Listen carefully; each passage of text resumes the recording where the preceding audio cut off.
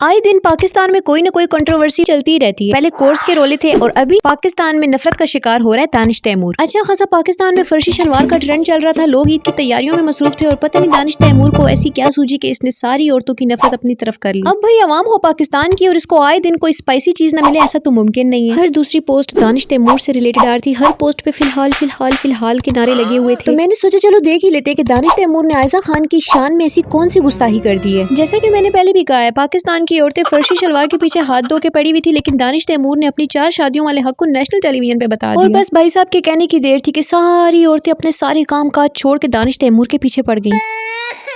दानिश तैमूर ने आयजा खान को अपने शो में इनवाइट किया। बातों में से बात निकली 4 शादियों की। दानिश ने यह कह दिया कि मुझे 4 शादियों की इजाजत अल्लाह ने दी है, जिसको कोई भी छीन नहीं सकता। ये मेरा प्यार और रिस्पेक्ट है, इसलिए फिलहाल मैं जिंदगी इन्हीं के साथ गुजारना चाहता हूँ। अब यहाँ पर पाकिस्तान की अवाम का ईगो का जो मसला बना है वो ये लफ्ज फिलहाल था। जिनको ये बात सबसे ज्यादा बुरी लगी है उनमें ज्यादा तादाद लड़कियों की है। लोगों का ये कहना था कि जिसके पास आयजा जैसी बीवी हो क्या वो भी ऐसी बात कर सकता है। दानिश को अच्छी खासी बातें सुनाकर उसको रेड फ्लैग कह के अवाम निकल गई। अब यहाँ पर मैं जो बात कहने जा रही हूँ, अगर तुम लोगों में हिम्मत है तो सुनो, वरना यहीं पर वीडियो रोको और चलते बनो, क्योंकि हो सकता है मेरी बातें तुम लोगों से बर्दाश्त ना हो। दानिश एक शादी करे या 4 शादियां करे, क्या ये तुम लोगों का मसला है? 4 शादियों की इजाजत अल्लाह ने वाकई मर्द को दी है, लेकिन बहुत सारी टर्म्स एंड कंडीशंस के साथ। और इस तरह देखा जाए तो औरत को भी इस्लाम ने बहुत सारे हुकूक दे रखे हैं। इस तरह तो औरत भी खड़ी हो सकती है, जॉइंट फैमिली सिस्टम से एतराज कर सकती है, अलग घर की डिमांड कर सकती है, लेकिन फिलहाल औरतें भी कंप्रोमाइज कर रही है। दर्द सर यहाँ पर यह है कि लोगों का टॉपिक ऑफ डिस्कशन क्या बना हुआ है कि फिलहाल दानिश तैमूर ने क्यों बोला, जबकि लोगों को अपनी सोच का दायरा थोड़ा वसी करना चाहिए और फिलहाल लफ्ज को छोड़ के उस चीज पे बात करनी चाहिए जो पाकिस्तान की फिल्म इंडस्ट्री और ड्रामा इंडस्ट्री में हो रहा है, जो बेहयाई ये फैला रहे हैं। ऐसी चीजों पे बहस करना ज्यादा जरूरी है जो आने वाले वक्त में आपके और हमारे बच्चों का फ्यूचर तबाह कर सकती है, ना कि इस फिलहाल वाले वर्ड को लेके पूरा पाकिस्तान बैठा रहे। अवाम में इतनी पावर है कि अवाम को जब ये चीज नागवार गुजरी तो उन्होंने दानिश तैमूर से इस चीज की अपोलॉजी करवाई। तो क्या अवाम दानिश तैमूर से ये सवाल नहीं कर सकती कि ये कैसी कैसी फिल्में बना रहे हो, कैसी कैसी बेहयाई फैला रहे हो? क्या आप लोग दानिश तैमूर से ये सवाल नहीं कर सकते कि बेहयाई का हक तो अल्लाह ने नहीं दिया ना, और जो हक सच में अल्लाह ने उसको दिया हुआ है 4 शादियों को, अगर वो अदल कर सकता है, इंसाफ कर सकता है तो वो कर सकता है। उसमें तुम लोग अपनी नाक घुसा रहे हो। की भी सीमा होती है।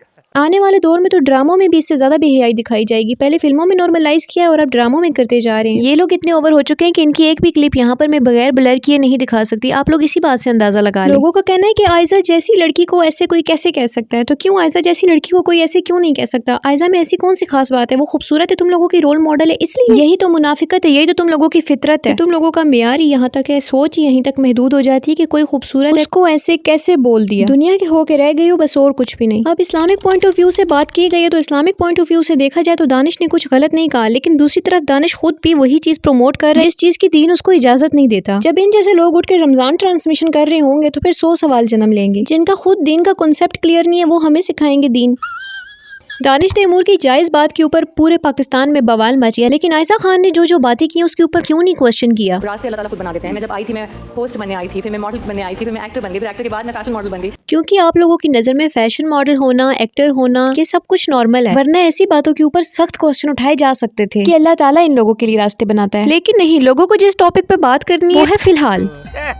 आजकल महंगाई इतनी हो गई है, एक बीवी को अफोर्ड कर पाना भी बहुत मुश्किल है, और 4 बीवियां सवाल ही पैदा नहीं होता। जो करते हैं फिर वो इंसाफ भी करेंगे, नहीं करेंगे तो वो अल्लाह के मुजरिम है। और जो बिला वजह इस मैटर के ऊपर तपे हुए हैं उनको मैं इतना ही बोलूंगी कि तुम लोगों को किसी की फूफी बनने की कोई जरूरत नहीं है। अपनी बातों में थोड़ा ना वजन लेकर आओ। ऐसे लोग वही होते हैं जो फैमिली व्लॉगिंग देखते हैं, जिनको लोगों के घरों में घुसने का बहुत शौक होता है। वही लोग होते हैं जो दूसरों के घरों के मैटर को अपने लिए डिस्कशन बना लेते हैं। इस चीज से रुक सकते हो तो रुक जाओ, वरना जारी रखो, क्योंकि मेरे कहने से तो तुम लोग रुकने से रहे। एक चीज जो मुझे सबसे ज्यादा इरिटेट करती है वो ये है कि इनके शोहर कैसे बर्दाश्त करते हैं कि इनकी बीवियां किसी का भी हाथ पकड़ लेती हैं, या फिर इनके शोहर किसी भी औरत के साथ इतने क्लोज हो जाते हैं। गैरत नहीं है लेकिन जलन तो होनी चाहिए। इन लोगों को जलन भी नहीं होती, यही चीज मुझे समझ नहीं आती। आप लोगों को समझ आता है तो कमेंट सेक्शन में लाजमी बताना। यही थी मेरी आज की वीडियो। अगर पसंद आई हो तो मेरे चैनल को सब्सक्राइब करें, वीडियो को लाइक करें और एक अच्छा सा कॉमेंट भी कर दें। खत्म।